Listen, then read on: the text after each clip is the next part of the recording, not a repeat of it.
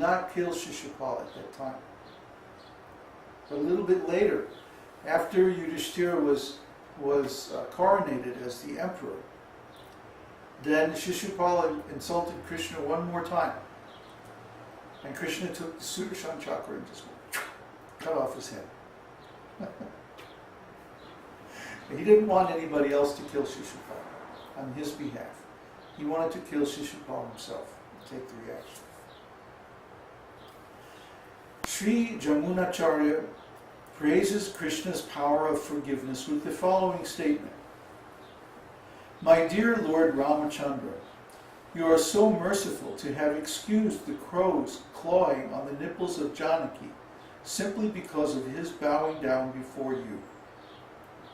Once Indra, the king of heaven, assumed the form of a crow and attacked Sita, Janaki, Lord Ramachandra's wife, by striking her on the breast. This was certainly an insult to the universal mother, Sita, and Lord Ramachandra was immediately prepared to kill the crow. But because later on the crow bowed down before the Lord excused his offense. Sri Jamunacharya further says in his prayer that the forgiving power of Lord Krishna is even greater than that of Lord Ramachandra. Because Shishupala was always in the habit of insulting Krishna, not only in one lifetime, but continually through 3 lifetimes. Still, Krishna was so kind that he gave Shishupala the salvation of merging into his existence. From this we can understand that the goal of the monist to merge into the effulgence of the Supreme is not a very difficult problem.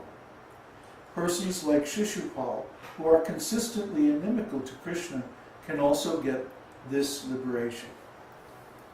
Yeah. So this kind of liberation is offered even to the demons, even to the offensive rascals. So why should we be very interested in this? There are 5 kinds of liberation. To live on the same planet as the Lord, to have the similar opulences as the Lord, to have a similar bodily form as the Lord, to always be associated with the Lord, and the 5th one is to merge into his existence. This last kind of liberation is never accepted by the devotees. They don't want that. Because that means the end of individual existence, the end of devotional service, the end of love, the end of relationship with Krishna, the end of everything. So naturally a devotee is not going to accept that. Because a devotee's joy and energy for living all come out of his relationship with Krishna. He wants to be in association and serve Krishna. And so he'll accept going to the planet of Krishna, or even if he goes to the Vaikunthas, he'll accept having a similar bodily form as Krishna, or having similar opulences as Krishna. But he'll never accept to merge into Krishna. That's the last thing we want. I mean, literally, the last thing. We don't want it at all. So when we see the monists, the Buddhists and the Mayavadis and people like that, yogis, some of them, wanting to merge into the Lord, to become one with the Lord. See, they're ignorant. They don't realize that this means the end of their existence as a separate entity. They don't understand that oneness is ontologically equivalent to nothingness. You see? Actually, it takes not only duality, but it takes 3 entities to have consciousness. The subject, the person who's conscious. The object, the thing they're conscious of. And the relationship between them. I'm here and the camera is over there. So I can see the camera. I'm conscious of the camera. If I became one with the camera, I wouldn't be able to see anything. You see? Just like my eyeball cannot see itself. My eyes can't see themselves. They can only see things outside. So if my eye was to merge with the things that are outside, then I wouldn't be able to see anything. Similarly, consciousness can only exist by virtue of its difference with other things. So because we are different and individual from all other entities, therefore we can be conscious of them, either through the senses or directly through spiritual consciousness. So these three things have to be there. These rascal Mayavadis, they don't understand this. They think they're very intellectual, and they pride themselves on their knowledge of grammar and so many things. But this is superficial. They actually don't understand the essence of all knowledge, which is knowledge of the spirit soul and our relationship with Śrī Kṛṣṇa. This is Bhakti Yoga. And that's what's being described here. We want to know, who is Krishna? What kind of a person is he? What kind of personal qualities does he have? What are his different activities and moods? What is he like? What is he not like? We want to know who is Krishna, so that we can have a relationship with Krishna. Just like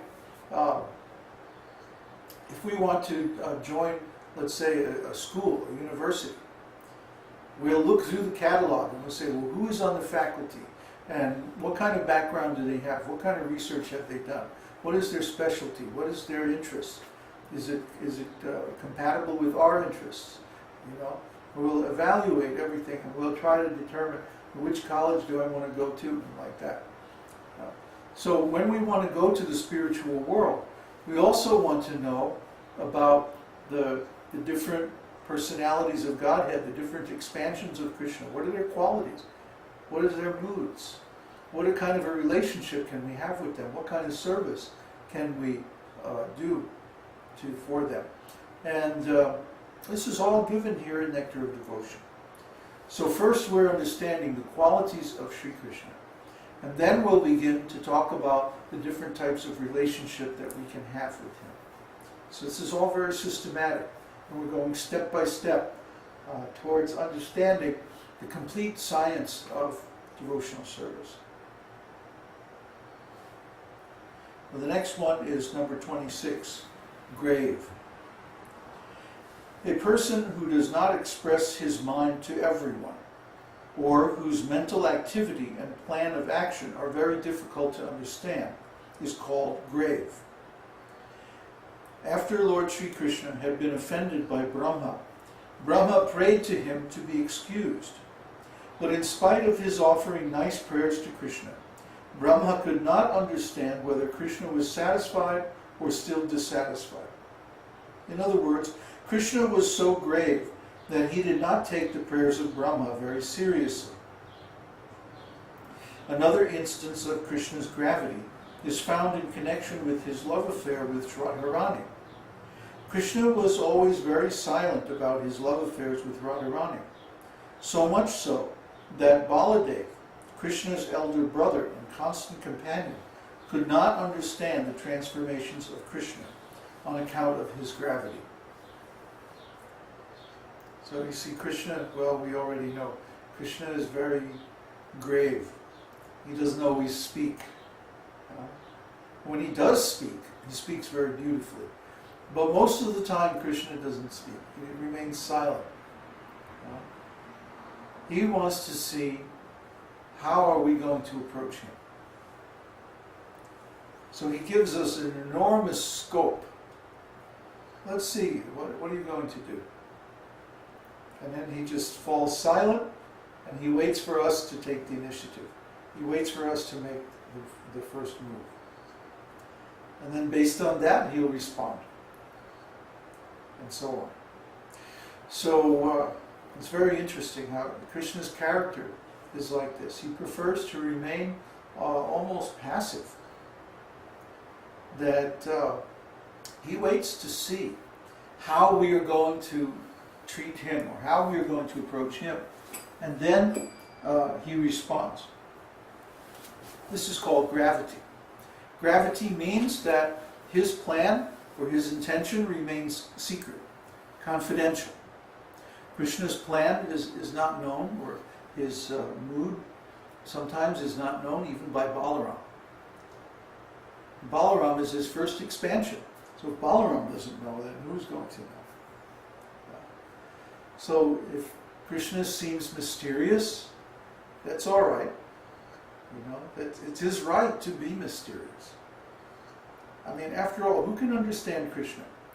He can expand himself in thousands and millions of forms, as many as there are living entities. He can make these universes appear and disappear in a moment. So what can we understand about Krishna's mind? If we were to encounter Krishna, it would blow our minds. I'll tell you about an experience I had one time. One time I was meditating on this question: how does the world appear from God's point of view? It's a pretty audacious question. But I was curious. I wanted to know, how does he see us? How does he